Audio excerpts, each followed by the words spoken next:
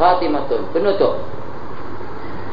Tajri qaidatul umur. Silahkan baca.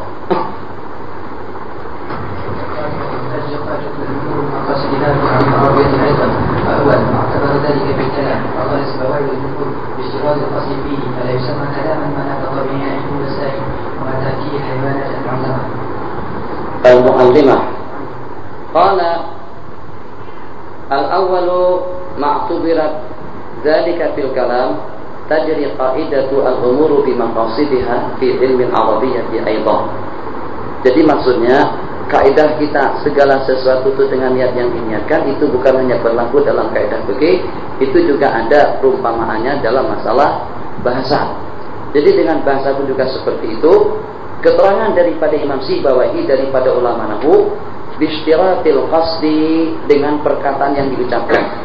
Kalau dengan kita mengucapkan sesuatu di waktu kita sedang tidak sadar, di waktu kita sedang tidur, atau juga yang diceritakan oleh binatang, matahkihil hayawanatul mu'allamah. Al-mu'allamah wal mu'allimah. Mu'allamah dengan hayawan, al-mu'allamah dengan binatang, atau juga dengan burung yang terdidik, seperti dengan burung babbaga disebut tiung. Burung tiung. Tiung, babbaga yang boleh baca Quran. Assalamualaikum. Assalamualaikum. Assalamualaikum. Kata MZ, daya hanya sekedar boleh baca Assalamualaikum saja, itu sudah berani dibaca sampai 3-4 juta, sampai dibeli sampai 5-6 ribu ringgit, baru dia Assalamualaikum saja. Kiai pasek bahasanya, ceramahnya hebat, baru sampai dibayar 50 ringgit sekali ceramah. Itu apa? Itu tidak adil. Tak adil itu. Borong, mukallaf tidak. Assalamualaikum pun tak betul. Kiai bajunya sen. Tuan imam hafal Quran berapa diberi? Tanyakan saja di Malaysia. Rasanya imam tak digaji di Malaysia. Kalau ada gaji itu setakat 150 ringgit saja. Borong tiung tadi itu baru Assalamualaikum saja. Kia kalau itu orang nang kia baru boleh macam tu saja. Aca. Jadi baru dengan kemarahan kiai dengan jawabannya aca itu saja saya tahu dengan bahasa Urdu, baru boleh cakap semacam itu saja sudah dinilai tidak kurang daripada 3-4 ribu ringgit. Tidak adil penilaian yang semacam itu. Kalau saya kagum dengan Imam Abu Hanifah saat ketika dengan putra beliau selesai mengaji dengan seorang guru yang pada itu sejumlah duit yang ada, malang nasib pada itu duit yang ada tak lebih daripada 500 dirham saja, kira-kira dalam hitungan 3 saja duit yang ada pada itu beliau bagikan kepada tuk guru anak murid beliau tadi itu, tuk guru atau guru murid beliau tadi itu.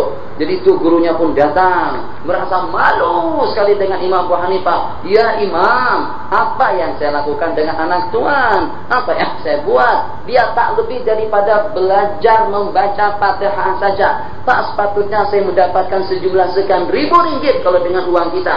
Jadi kata beliau, mohon maaf, justru saya yang minta maaf. Sebab hanya setakat ada 3.000 ringgit saja duit. Kalau saya ada punya duit yang lebih banyak daripada itu, semuanya akan saya berikan kepadamu. Anda jangan remehkan, anakku sudah boleh baca Fatihah dengan fasih. Begitu nilainya agama di zaman dahulu. Sekarang yang semacam itu, kalau setakat kita boleh mengaji dan selesai, mohon maaf, tak tahu tidak ada di Malaysia. Kalau anak kita mengaji sampai selesai Iqra atau sampai selesai baca Amma Yatasa'alun sampai habis, itu paling kita buatkan nasi pulut, nasi bibit atau nasi pulut, nasi himbit, itu saja. Tuh yang kita bagikan kepada tuh guru dia itu.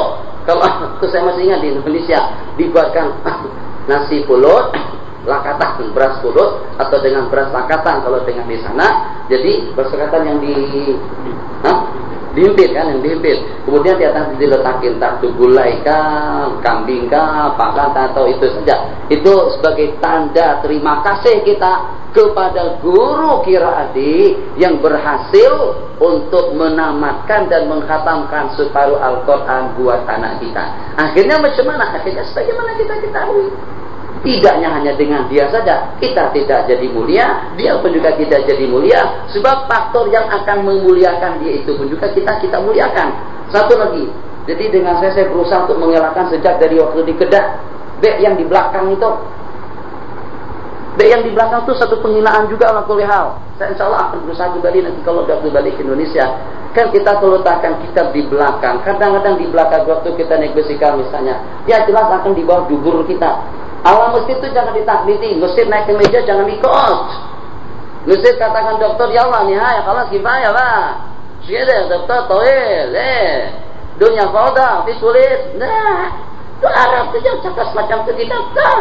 Tetap kita menjaga peradaban dan penghargaan kita kepada ulama. Yang walaupun dia buta, justru yang buta itu yang lebih patut untuk kita hormati. Jadi yang dengan motor ima diletak di bawah sini antara dua kangkang kita. Ima yang kita letakkan di belakang itu penghinaan dengan Al-Quran, penghinaan dengan ilmu. Sedangkan kita ingin mulia dengan ilmu, sebab ilmu yang dimuliakan Allah. Fa'lam annahu la ilaha illallah. Sebelum kita diperkenalkan dengan la ilaha illallah, ternyata kita disuruh fa'lam terlebih dahulu. Sebelum dengan kita menulis, sebelum dengan kita belajar, ternyata dengan kita dituntut dengan Iqra bismi rabbikal ladzi khalaq terlebih dahulu. Apa hikmahnya? Iqra dengan ayat yang pertama kita disuruh membaca, sebab dengan membaca kita tahu, dengan membaca segala-galanya kita tumpahkan tepat pada tumpahnya. Wa ma tahkihil hayawanatul muallamatu, dan yang dihikayatkan, yang disebut, yang ditiru oleh binatang-binatang yang terlatih itu tidak disebut kalam dalam bahasa Arab. Jadi dengan seseorang yang bahasa Malaysianya mengigau yang dicimbang waktu dia tidur, itu namanya an-naim, sahih yang tidak sedar. Wa khalafahu ba'dhum falam yashtarithu wa samma kulla dzalika kalama wa qarahu Abu Hayyan wa fara'a ala dzalika wa far'u dzalika wa qur'a ala dzalika min al-fiqhi ma idza halata la yukallimuhu. Dan yang seperti itu perbandingannya daripada fikih. Kalau kita bersumpah untuk tidak bersimpang dengan dia, terus kita bersimpang dengan dia waktu dia sedang tidur atau waktu dia sedang mughma alaihi, fa innahu la yahnas kama jazama bihi ar-Rafi. Terus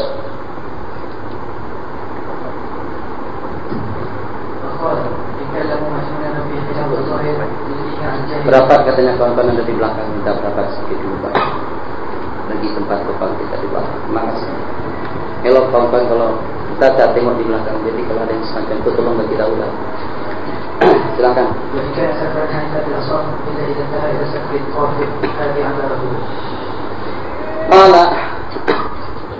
Kalau dengan seseorang bersumpah tidak akan bersimpang dengan temannya itu, wallahi la ukallimu Mustafa dari Terengganu. Itu dari mana Mustafa? Pahang. Wallah yang Syauki itu Abang Minta kan? Syauki, Dasuki, Abang Minta. Hati-hati, jangan disusul.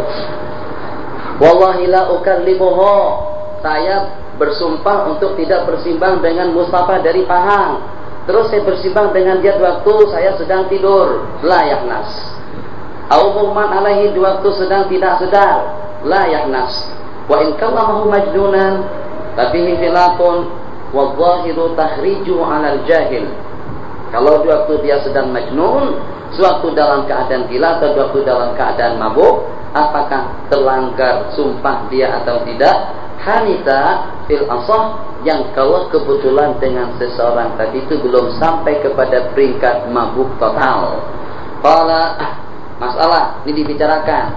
Kadang-kadang yang ditanyakan bukan burung lagi, yang ditanyakan sekarang itu seperti kaset, video, VCD, seperti dengan TV, yang kalau kebetulan dengan Syekh Abdul Basit Abdul Samad, Khalil Khosari, Syekh Rif'at, Huzaifi, Ulaifi, Sudaisi, Shumaisi tidak ada. Jadi seketika dengan Syekh Musyari Rashid atau juga dengan siapa lagi yang satunya itu, kalau pada itu dengan mereka membaca ayat sajadah, apakah dengan kita sebagai pendengar dituntut untuk kita sujud? Jawabannya, kalau dengan baca itu secara mubasyaratan, secara langsung kita dituntut sujud waktu kita mendengarnya. Begitulah dengan yang disebutkan di sini. Lau qara'a hayawanun ayata sajadatin, berbagalah diperumpamakan. Sekarang mungkin dengan kera pun juga boleh membaca. Kalau kita ajari kera, siapa itu lebih cerdas, lebih cerdik daripada kita. Yang penting kita latih. Tapi itulah anehnya, saya masih belum menerima suatu fakta dan juga suatu realiti, suatu realitas yang berlaku di masyarakat. Seekor kera, kalau seandainya dengan kera itu boleh main bola kah misalnya, atau juga boleh membawa surat, atau juga boleh dengan kelakuan yang agak aneh sedikit, itu harganya mahal. Sampai-sampai dibeli sampai sekian ribu, sampai sekian puluh, bahkan ratus ribu ringgit. Burung, kera, gajah, harimau, kancil, apa saja yang seumpamanya. Hatta juga dengan kura-kura. Kalau seandainya ada satu benda yang agak pelik sedikit, itu dibeli dengan harga mahal. Sementara kalau dengan kita kekurangan tenaga pengajar, duit ada, kemampuan ada, peminat cukup kuat, cukup tinggi, hasad cukup tinggi, apakah kita tidak sanggup untuk menggaji seseorang untuk kekal di madrasah kita, di ma'had kita, menyumbangkan dan mendermakan dengan ilmu pengetahuannya sebesar harga yang kita gunakan untuk kita membeli kerah saja? Cukup macam itu. Mohon maaf lah kalau ulama tersinggung dengan perumpamaan semacam itu. Kalau dengan kerah kita datangkan dari Australia atau dari Eropa untuk kita melengkapkan hadikatul hayawan yang ada di tumpah kita beli sampai $100.000. Untuk kita mendatangkan Ronaldo satu kali main di Stadion Bukit Jalil, kita bayar sampai $300-400.000. Ya Allah, ya Arhamar Rahimin, tak sanggupkah dengan kita mendatangkan salah seorang daripada intelektual ulama Rabbani yang memang betul-betul berkemampuan dan alim Rabbani, orang yang dekat di sisi Allah, dan dengan kita memberikan peruntukan yang seperti itu untuk kita membangun semangat mahasiswa kita, untuk kita membangkit dan juga untuk kita meningkatkan keilmuan, kemampuan yang ada di pesantren kita, di ma'had kita. Jadi rasanya rasa tidak adil. Memang bukan rasanya saja, memang tidak adil apa yang berlaku. Jadi dengan yang busuk-busuk, dengan yang gosok-gosok, dengan yang kotor-kotor, itu kita nilai berharga dan juga kita nilai tinggi. Sementara kalau untuk menghalang kepada yang positif dan juga menghalang kepada yang baik, justru dengan penghargaan dan sambutan daripada masyarakat kita tidak seperti yang kita harapkan. Mana yang semacam itu? Kalau tak percaya, sejak dahulu saya pernah mengatakan, Roma Irama waktu datang ke Amuntai itu tidak kurang daripada 100.000 yang hadir. Tapi kalau dengan Syekhul Azhar datang saya berkunjung ke Amuntai, paling hanya untuk beberapa orang saja yang menyambut. Itu di mana-mana macam itu. Dr. Wahbah Zuhali berapa kali ke Malaysia? Dr. Qardawi berapa kali datang ke Malaysia, ke Indonesia? Apakah disambut seperti Maradona? Apakah disambut seperti dengan Amitabh Bachchan? Ayo, Amitabh Bachchan, Shah Rukh Khan, Amir Khan, yang Han yang tiga itu pernah dibuat peruntukan tidak kurang daripada 2 juta ringgit untuk menghadirkan mereka ke Malaysia. Yang pada mereka kongsi dengan Jahi Chaula atau Jihi Chaula, itu yang mana saja kesempatan untuk mengisi kesenggangan waktu, yang pada mereka datang terlambat pun, bahkan sampai ada yang diludahi oleh Shah Rukh Khan pada itu, masyarakat kita masih boleh menerima. Dia nyanyi bersama, terus dia semprot macam tu, diludahinya kan, tuh syuhud ayat disaksikan diludahinya. Sudahnya tidak tepat waktu dengan penghinaan yang semacam itu, diludahi lagi dengan penonton dan peminat yang sedang disco dan rock, atau yang sedang berjoget dengan mereka di atas pentas dengan penghinaan yang sejijik itu pun masih juga disambut oleh masyarakat kita. Jadi betul-betul makus, yang ahad menjadi batil dan yang batil menjadi betul. Selesai. Alhamdulillah.